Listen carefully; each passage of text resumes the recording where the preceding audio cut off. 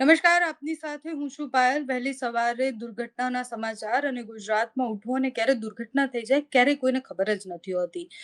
વડોદરા પાસે અને આમ તો એવું કહેવાય કે સૌરાષ્ટ્ર અને મધ્ય ગુજરાતને જોડતો એ પુલ હતો. ગંભીરા જે પુલ છે એ તૂટી ગયો, બ્રિજ તૂટી ગયો અને એ દુર્ઘટના પછી 9 લોકોના મૃત્યુના સમાચાર અત્યારે કન્ફર્મ થયા છે. વડોદરાના કલેક્ટરે કહ્યું છે કે 9 લોકોના મૃત્યુ થયા છે.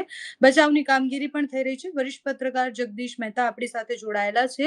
જગદીશભાઈ, એક દુર્ઘટનામાંથી ગુજરાત બહાર નથી નીકળી શકતું, ત્યાં બીજી દુર્ઘટના થાય છે અને દુર્ઘટનાઓ પછી આપણી પાસે સવાલો સિવાય કશું જ બચતું નથી, જવાબો ક્યારેય મળતા નથી. બેન, એવું છે, સવાલદાર પ્રજાને જવાબદાર તંત્ર મળતું હોય છે. પેલા જનતા સવાલદાર છે ખરી, આવું થાય છે. હવે તમને આ પુલની વાત કરું. આપણે માત્ર ડિબેટ જેમ કરીએ છીએ એમ વિપક્ષથી માંડીને શાસક પક્ષ સુધીના બધા કાગઝી કાર્યવાહી કરે છે. કાગઝી 40 વર્ષ જૂનો આ પુલ જ્યારે એને કોન્ટ્રાક્ટ સોંપવામાં આવ્યો હતો ત્યારે 100 વર્ષના આયુષ્યનું કઈને કોન્ટ્રાક્ટ આપવામાં આવ્યો હતો. 45 વર્ષે ખખડી ગયો. 2021માં કોંગ્રેસે કીધેલું, કોંગ્રેસના નેતાઓએ, કે ભાઈ આ પુલ બંધ કરો, કારણ કે હેવી વ્હીકલ જ્યારે ઈ પુલ ઉપરથી પસાર થાય છે ત્યારે એમાં ધ્રુજારી આવે છે. એનો અર્થ એમ છે કે જે ઇન્ફ્રાસ્ટ્રક્ચર છે એ નબળું પડતું જાય છે. કોંગ્રેસે 2021માં વાત કરી હતી. 2023માં એનો પછી જે રિપોર્ટ આવ્યો, સ્ટ્રક્ચરલ રિપોર્ટ, એ પણ નેગેટિવ આવેલો કે ભાઈ આ પુલ બરાબર નથી, વાહનોને માટે, પરિવહન માટે યોગ્ય નથી, ગમે ત્યારે આમાં કોઈ દુર્ઘટના સર્જાઈ શકે. પરંતુ તમે જુઓ, આજે પણ અત્યારે હું ને તમે ચર્ચા કરીએ ત્યારે આરોગ્ય મંત્રી આપણા જે છે, જે ભારતીય જનતા પાર્ટીના પ્રવક્તા પણ છે, ઋષિકેશભાઈ પટેલ, એને શું કીધું તમે જુઓ. કેટલી નઠારી સરકાર છે એનો. તમે દર વર્ષે એને એમ કીધું, દર વર્ષે આ પુલનું અમે નિયમિતપણે એમ કે એને વ્યવસ્થા કરતા હતા. હા, મેન્ટેનન્સની વ્યવસ્થા કરતા હતા. બોલો, હવે દર વર્ષે આ તમે વિચાર કરો, રોડ એન્ડ બિલ્ડિંગ વાળાને પૂછો કે તમે જો એ સ્ટ્રક્ચરલ રિપોર્ટ કરતા હોય તો તમે મને એની નકલ આપો. 2021, 22, 23, 24, 25 ને 26 એવું આપી દો, ચાલો. બોલી જ નાખવું છે. એનું શું છે? કારણ કે ખબર છે એને કે સામે કોઈ આપણને પ્રશ્ન પૂછનાર છે નહીં. વિપક્ષ નામે એને સત્યાનાશ કરી નાખ્યો. હવે આ જુઓ, આપણું તંત્ર કેટલું નઠારું છે ને આપણે જનતા કેટલી. હવે આમાં તમે જુઓ કે એને ઓબે થતી જાય છે. મોરબી પુલ હોનાર થઈ 149 કે 100 જેટલા લોકો એમાં ઓફ થયા ત્યારે રાજ્ય સરકારે એવો એક આદેશ બહાર પાડ્યો હતો કે 50 વર્ષથી ઉપરના જેટલા પણ પુલ હોય એનો સ્ટ્રક્ચરલ રિપોર્ટ નવેસરથી કરાવવો અને એમાં કોઈ ક્ષતિ જણાય તો તાત્કાલિક રિપેર કરાવવી, આવશ્યકતા જણાય તો પરિવહન માટે બંધ કરવો અને બિલકુલ ગંભીરતા લાગતી હોય તો એ પુલને તોડી નવો બનાવવો. એ કાંકરી ક્યાંયથી હલી હોય તો મને તમે કયો. આવી જ બધી આપણે ત્યાં શું થાય છે બેન, જે ઘટના બને ને એ ઘટના પછી જ આવી બધી વાતો થતી હોય છે. મોરબીમાં ડેમ તૂટ્યો, મચ્છુ ડેમ, ત્યારે પાછો રિપોર્ટ આવ્યો હતો કે સૌરાષ્ટ્ર સહિત ગુજરાતભરના આટલા ડેમ જે છે એ પણ થોડીક ખતરામાં છે, માટે આપણે એને કંઈક સારવાર કરાવવી જોઈએ, રિપેરિંગ કરાવવું જોઈએ. આજ સુધી કાંઈ થયું નથી. કાગળ ઉપર વાતો થઈ. ભુજમાં, કચ્છમાં ભૂકંપ આવ્યો ત્યારે તો અશોકભાઈ જીવતા ભટ્ટ સાહેબ, એને કીધેલું કે આપણે આ દરેક જગ્યાએ સિસ્મોલોજીકલી જે લેબોરેટરી ટાઈપનું હોય છે એ મૂકશું, યંત્ર મૂકશું અને દરેક જગ્યાએ આવા એપી સેન્ટર બનાવશું, જેથી કરીને આપણને ક્ષણભર પણ વહેલું આપણને ભૂકંપની આહટ સમજાઈ જાય. આવા સિસ્મોલોજીકલ જે સેન્ટર્સ મૂકવાની વાત થઈ હતી, રામ બરોબર ક્યાંય કોઈએ મૂક્યા હોય તો.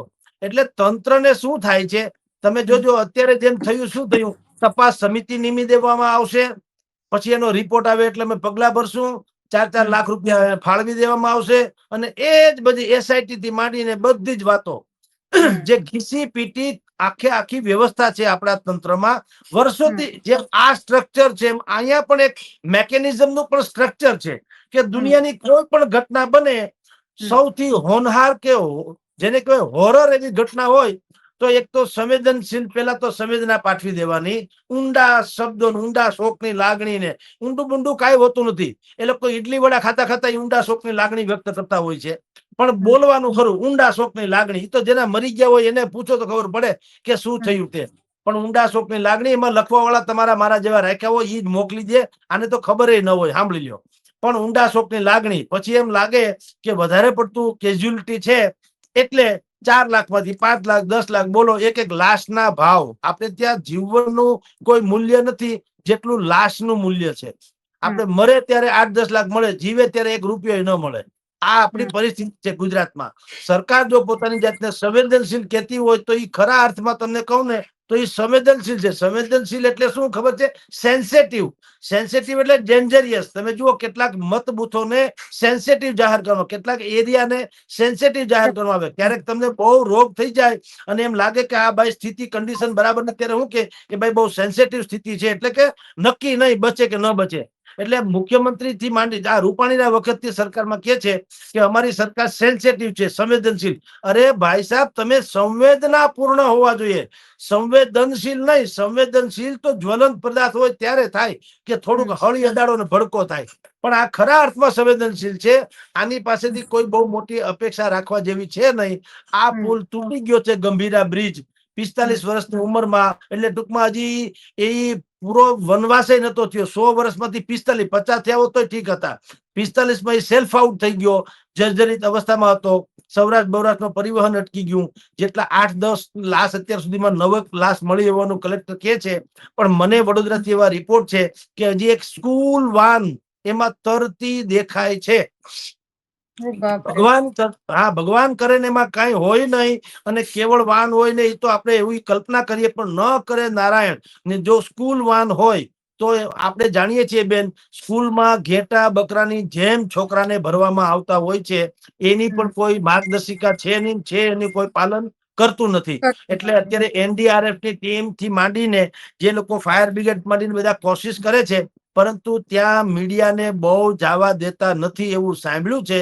અને સ્કૂલ વાન જો કરે, મેં કીધું આપણે ઈશ્વરને પ્રાર્થના કરીએ કે હોય તો પણ એ કેવળ સ્કૂલ વાન ખાલી હોઈ શકે તો હજી કઈક ઠીક છે, નહીં તો કેઝ્યુઅલિટી ઓર વધી શકે એમ છે. પણ આપણે બધું શુભ ઈચ્છીએ કમસે કમ. પણ આ તંત્રનું આવી રીતે શુભ ઈચ્છવું આપણને યોગ્ય નથી, કારણ કે બધી કાગઝી કાર્યવાહી બેન કરવામાં આવી રહી છે. કોઈ અધિકારીનો વાળ વાંકો થતો નથી. આ બધા જ ખાયકી જે થઈ છે, પૈસા ખવાઈ ગયા છે પુલોમાં. જે સ્ટ્રક્ચરમાં પૈસા નાખવા જોઈએ એ તમારે કોકના ટ્રેક્ટરમાં કે કોકના ખીચામાં નાખવા પડે છે. એટલે આ પ્રોબ્લેમ છે. પ્રત્યેક જે એક હું ઓટો રિક્ષા જોઈ રહ્યો છું અત્યારે દર્શાવવામાં આવી રહ્યું છે, સંભવતઃ એ પણ સ્કૂલની હોઈ શકે. ઉપર કઈક બેગ જેવું દેખાય છે બેન.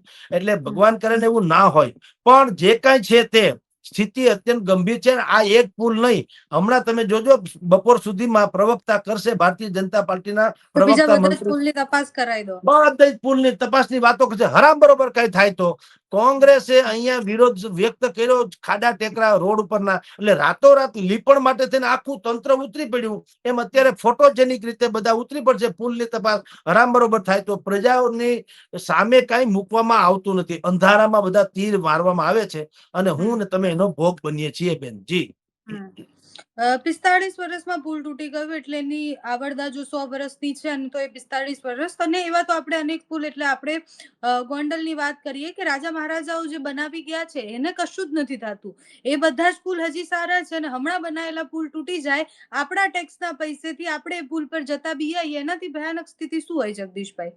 એનું કારણ બેન એ છે, ગોંડલના રાજા ભગવતસિંહજી છે ને એને મોડેલ સ્ટેટ એટલા માટે કેવું જોઈએ. જનહિતાકારીના જેટલા પણ પ્રસંગો, એટલે આવા બધા કાર્યો હતા, એમાં એની એક શરત રહેતી હતી. ગોંડલના મહારાજા કોઈ પણ પુલ બનાવે તો કોન્ટ્રાક્ટરને શું કહેતા, રોડ યા પુલ 3 ચોમાસા હોયા જાય અને એક પણ કાંકરી ન ખરે તો તમારે પૈસા લેવા આવવું, નહીતર દાદરો ચડવો નહીં, આપણી ભાષામાં.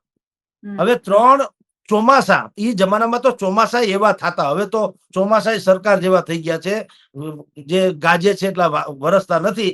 પણ એ જમાનામાં ચોમાસા એવા થતા હતા કે 3 ચોમાસા વીતે અને પુલની એક કાંકરી ન ખરે, કે રોડનો એક લહેર ઓછો ન થાય, ક્યાંય ખાડો ન પડે તો કોન્ટ્રાક્ટરને કીધું વ્યાજ સહિત પૈસા લઈ જવા.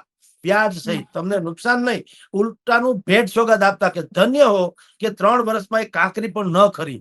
પરંતુ અત્યારે શું થાય છે, કોન્ટ્રાક્ટર બધા હોય છે, મિલી ભગત હોય છે. કોન્ટ્રાક્ટરની પાસે કોઈ પણ પ્રકારનું સ્ટ્રક્ચરલ તમને કહી શકાય ઇજનેરી કૌશલ્ય હોતું નથી. ગુણવત્તા જાળવી શકાય એવી કોઈ સ્થિતિ નથી. પૈસા ખવડાવવાની પહેલેથી છેલ્લે સુધીની જે વાત હોય છે, 12% થી 15% જેવો આમાં નફાનો ગાળો હોય છે. હું અનેક એવા બિલ્ડરો એટલે કે રોડના કામ કરનારા, અંડરબ્રિજ ઓવરબ્રિજ કરનારા અનેક મિત્રોને હું મળ્યો છું, જેને કીધું કે 12 થી 15% અમારો નફો હોય છે, પણ એમાં હવે નફો 7% થયો અને ખાયકી 8% થઈ. 8% ભ્રષ્ટાચાર. પછી અમે શું કરીએ કે જે 7% ગાળો અમને વધે એમાં તો પોસાય એમ હોય નહીં, એટલે અમે એ 7% ને 15% સુધી લઈ જવો હોય તો શું કરવું પડે, મટીરિયલ નબળું વાપરવું પડે. અને અમે ખાયકી ખવડાવીએ એટલે કોઈની મજાલ નથી કે અમને કોઈ રોકી શકે. એને રિપોર્ટમાં લખવું જ પડે, જગદીશભાઈ બહુ સારું કામ કર્યું, બહુ સારું કામ કર્યું. હું કામ મેં એના ખીચા ભરી દીધા છે. એટલે એ 7 ના 15% કરવા માટે તેને ખરાબ મટીરિયલ વાપરે.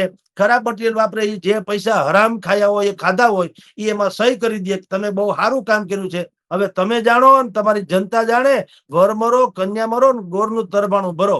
એટલે 100 વર્ષનો આ ગંભીરા પુલ 45 વર્ષે ખખડી ગયો, 2 પિલર તૂટી ગયા, 9 જણા ઓફ થઈ ગયા. ભગવાન કરીને હજી આંકડો વધે નહીં, પણ હજી આશંકા ઘણી બધી છે. અને આપણે આ ડિબેટ અથવા આવી ડિબેટ બીજો પુલ ન તૂટે ત્યાં સુધી કરીશું, બાકી કોઈ ફેરફાર થતો નથી. જી બેન.